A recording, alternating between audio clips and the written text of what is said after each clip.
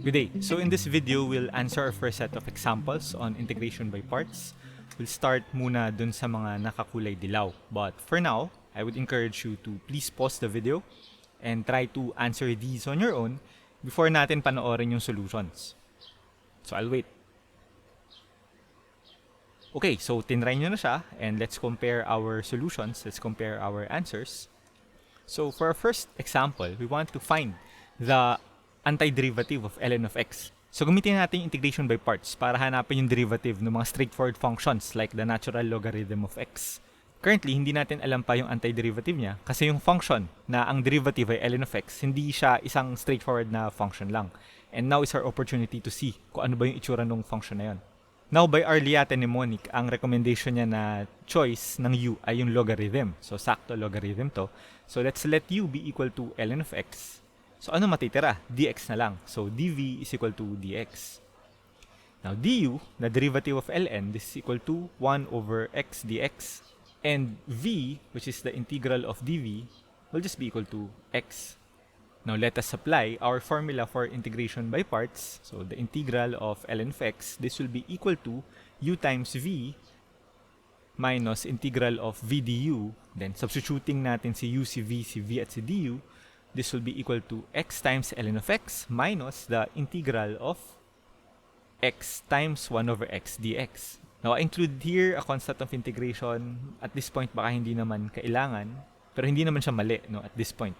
Kasi antiderivative pa rin siya ni ln of x.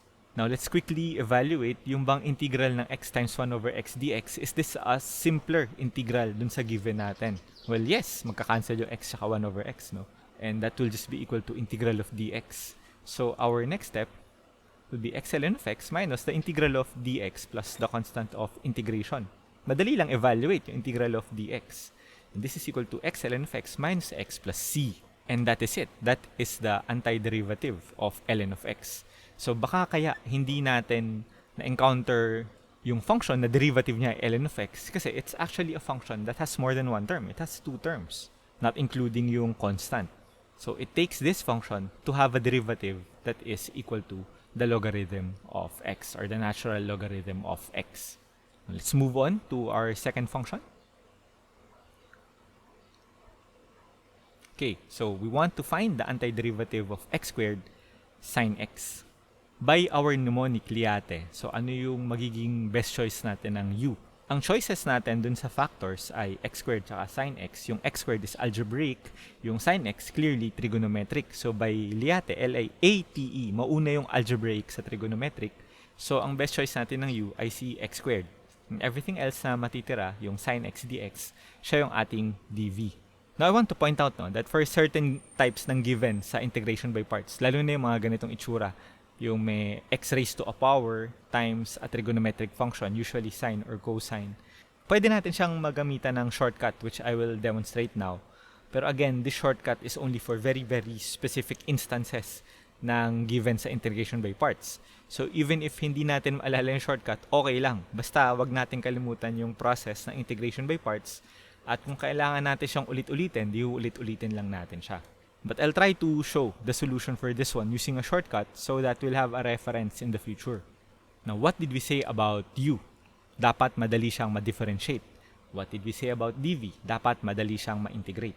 Ang du natin ay equal sa 2x dx. Ang v natin ay negative cosine x. So, using our formula for integration by parts, let's do a little solution sa side here. So, sinimulan ko na yung given natin equal sa star para lang masulat ko dito na the given is equal to u times v, so negative x squared cosine x minus integral ni v du. So, that's the integral of negative 2x cosine x dx. What I want us to notice is that yung integral ni negative 2x cosine x dx, kailangan na naman natin siyang gamitan ng integration by parts. So, for that side solution, yung expression na yun, meron tayong bagong u, and yung u natin algebraic pa rin. In that case, 2x. Tapos yung dv natin, lahat nung natitira, which will be negative cosine x dx. What I want us to notice here, is that yung u na yan, yung 2x, it is exactly the same as yung du na nandun sa original natin na solution. Tapos yung dv natin, yung negative cosine x dx, kung titingnan lang natin yung function na hindi kasama yung differentials, yan na yung v dun sa original solution natin. So, if we go back dun sa original solution, yung kulay white, yung du at yung v natin, yung second line, para siyang yung first line ng pag-solve nung bago nating integral. And if you take a look at sa solution sa left, yung first column, as you go down, you differentiate. Yung second column, as you go down, you integrate. If we just continue differentiating sa left and integrating sa right, yung 2x, magdi-differentiate siya sa 2dx. At yung negative cosine x, magi-integrate siya sa negative sine x. Now, I'll just do that integration column one more time. And ang integral ng negative sine x dx will be positive cosine x. Now, before I continue, I'll just point out na itong technique, this usually works, no? If yung given sa atin ay x raised to a positive integer na power na pwede nating i-differentiate hanggang maubos siya at umabot lang tayo sa dx. At meron yung dv niya, yung second part niya, ay trig function, usually sine or cosine, na pag in-integrate natin umiikot lang siya from sine, negative sine, at positive cosine. This will also likely work if your dv is e raised to x dx, kasi bawat integral mo, bumabalik ka lang sa e raised to x. I-match ko ngayon yung left column at yung right column diagonally. Kasi bawat diagonal na yan, nag-represent siya ng u times v in the integration by parts formula. Now, if you remember, the first time we applied the formula, meron na naman tayong integral na lumabas na kailangan na naman ng sarili niyang integration by parts. So, yung other partnerings, sila yung uv products nung mga succeeding na integrals na kinailangan natin gamitan ng integration by parts. And since we are always subtracting the integral of u times v, mag-alternate ngayon yung sign nung bawat diagonal from plus to minus to plus. Then kung meron pa, minus plus minus plus. So anong gagawin natin sa kanya?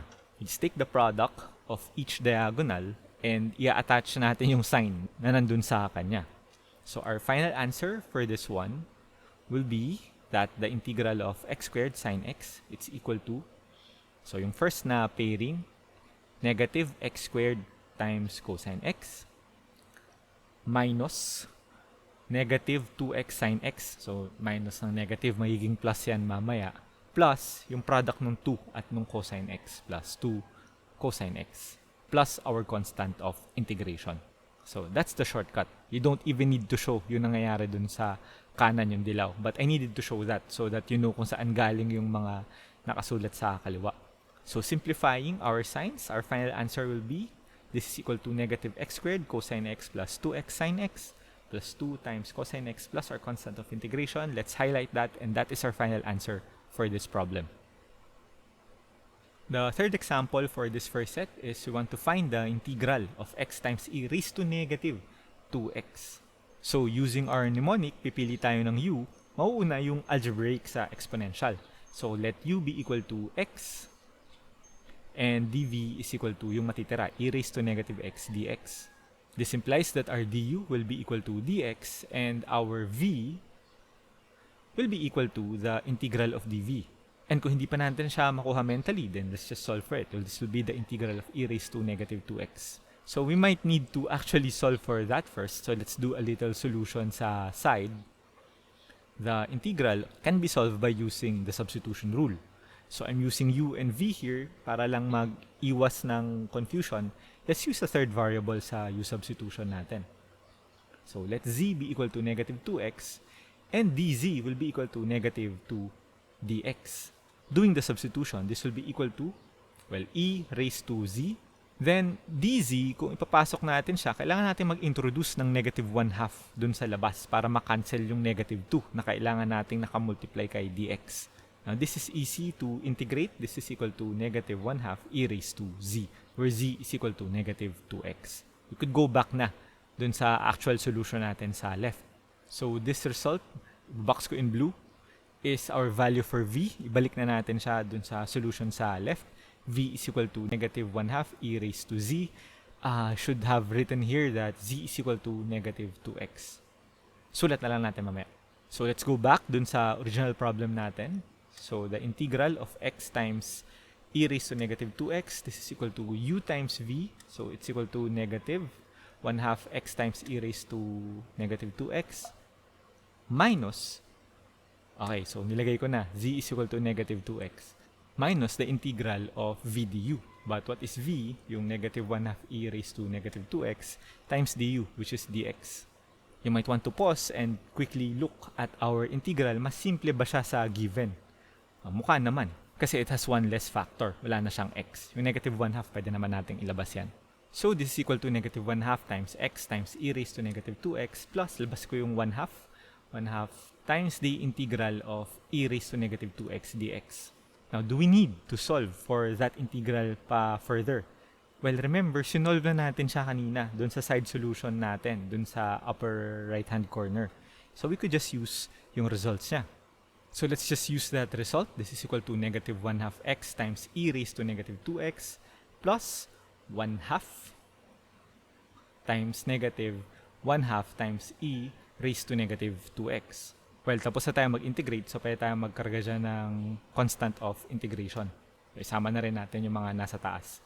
So, iba C1. So, eto, dahil may isa pang integral tayo na evaluate, may papasok na namang bagong constant. Kaya, siya na yung ginamit ko na C.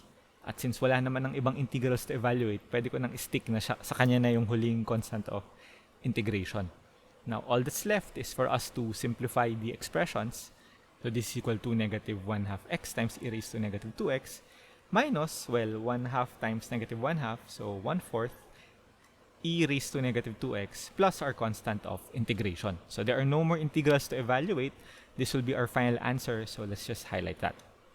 Please compare your solutions sa notebooks dito sa nakuha natin and let me know if you have any questions. So, this is the last problem from the first set of examples. And I'll see you dun sa next batch natin ng examples nitong integration by parts. For now, salamat sa pakikinig.